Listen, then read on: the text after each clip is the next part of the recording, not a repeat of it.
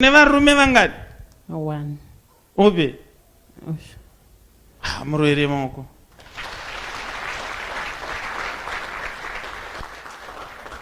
Baba, zokorrai chikonzero chaita kuti muuye nemukwasha nemwanasikana.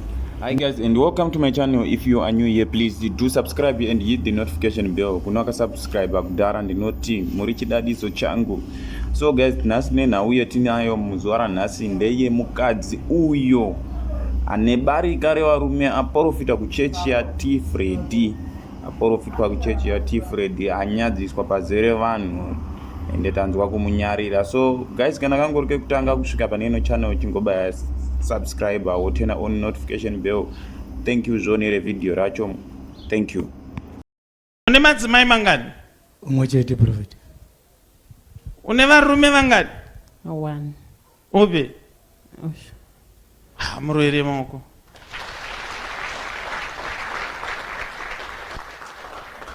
Baba, zokorrai chikonzero chaita kuti muuye nemukwasha nemwanasikana. Ndauya pano prophet. Mwanasikana wangu uri kugara achingodzimbikana mukurwara umu.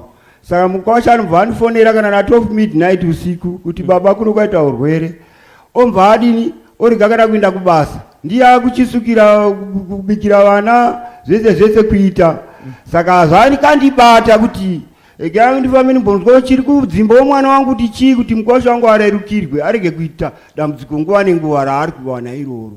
Alright. Ichokwadi chiri kutaurwa nababa. Ndinozvitsinira mwana wangu uyu ari kungogara aine dambudziko remusoro, achingogara akarara, saka tangoti regai nhasi tifambe tiri pamwe chete nemukwasha nababa wacho tinzwe kuti chii chiri kumboita kuti musoro urambe uchingomutema ma on and off. Ndazvinzwa baba. Totenda prophet. But ngai mimi baba muri kuita betrayal isina kunaka. Nekuti mimi makamira neuyu muchimuti mukwasha. Asi ndiri kuoneswa paine mumwe wamuri kuti mukwasha zvakare. Amuri kubikira pamba penyu.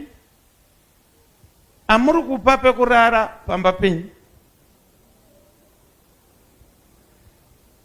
Ichokwadi prophet zviri papa ndezvekuti saka chakaita kuti nditewo wakwasha vaviri.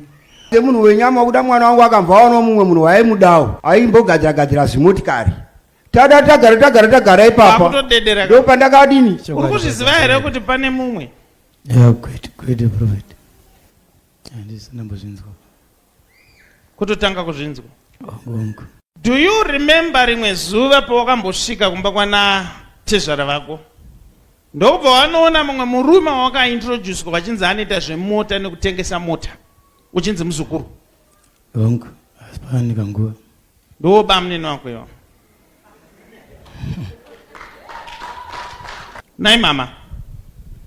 Imimi sei muri kuramba muchiita kuti uyo mumwe mukwasha auye, imimi nemukwasha. Prophet ina handingazvikwanisi, ndakamboedza kugara pasi nemwana wangu ndichimutsura kuti zvauri kuita izvi hazvina kunaka. Mwana upi?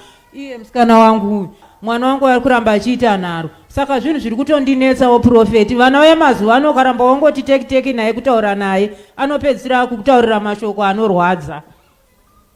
Uri kuda varume vangani? 1. Upi? Baba vevana vangu.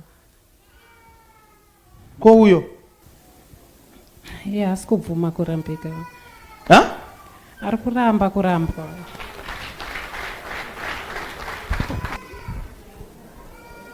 Batsireiwo zvatauya pano tatoya kuti mutibatsirewo.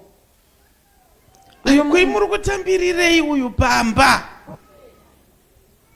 Handina zvandingakwanise kuita prophet pamusoro pemurume uyu ari kuya pamba. Asi uyu mukwasha wandinaye, mukwasha wangu ndinomuda. Haana chaasina kubvisa, akabvisa zvese.